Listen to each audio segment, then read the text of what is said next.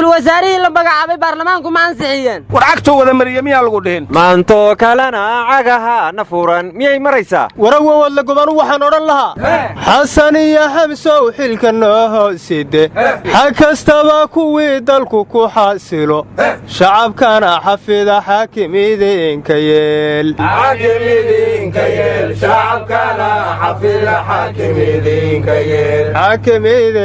yeel shacabkana xafida xaakimidiinka yeel warawa wadla gubwar ma haysaane ra'iisul wasaare xamse shaqadiisii weegadanba horay ka bilaabay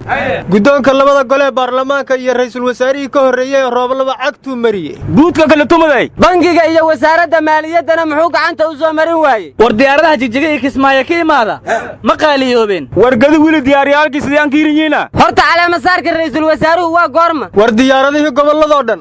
ayaaba shaqadii joojinayaa la yidhi waxayna ku marmarsiyoodeen sababa amni iyo iska daba wareeg aryaadhaha aniga haddaan wasiir layga dhigaynin waaba iska seexan rabaa war cabdullow shirib iyo dhaanta waa shirkee shaqaystaha shallaayine waxaad u tiri haddaad seexanayso war shirib iyo dirgax waa la mideeyey haddii la soo koobana waxay noqonayaan shirgax war baxda geesh iyo gaarhayo keliyu kama dagaalamine shacab ka baxdo culummo iyo caamo dhallinyaro iyo waayeel rag iyo dumar dagaalka uma kala harin warwarka adoon dheeraynin abuusinsaari iyo waddaniyaa dagaalamay dheh war nimankii baxda ku soo duulay nin laga qabtay oo la weyddiiyey salaadda ma tukataa wuxuu ku jawaabay weligay ma tukan laakiin haddaan rabaa inaan bilaabo war wiilka baxda lagu qabta wuxuu yidhi anoo beer iska falanayaa lay soo waday 3 biloodaa meel hawda laygu hayey haddana waa layga wado meel kalaa 3 bilood laygu hayey kadibna dagaalkaana lay soo geliyey inaan gaalo la dagaalamaynaana la ii sheegay mar la weyddiiyey in lagu sii daayo ma codsanaysaana wuxuu ku jawaabay haddii lay sii daayo meel aan aadaba ma aqaan marka halkaa waxaa ka muuqata dadka lagu halaagayaa inay iyaguba dulmanayaal xorriyad u baahan yihiin war maanta waxaa ciidamada xoogga dalka isu soo dhiibay madaxii cunta karinta al-shabaab ee gobolka baay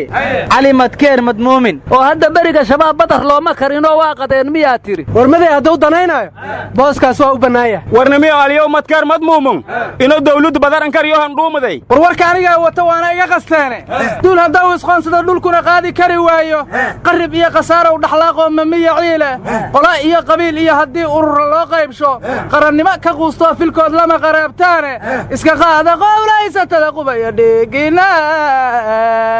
aryaadhaha war iyo dhammaantii baxda kaliya maahina degaano badanaa shacabka inya dul qaada waayeen ay go'aansadeen inay dagaalamaan shacabkaasna dhibaatadu waxay u gaartay oo u guulaysa waayeen dawladooray garab ka waayeen mugga dawladda cusub waxaan kula tali lahay dadkeera inay garab u naqato baxdo iyo degaanada kaleba dareenka shacabkana inay ka faa'iidaysato war madaxweyne xasan sheekh maxamuud wuxuu yidhi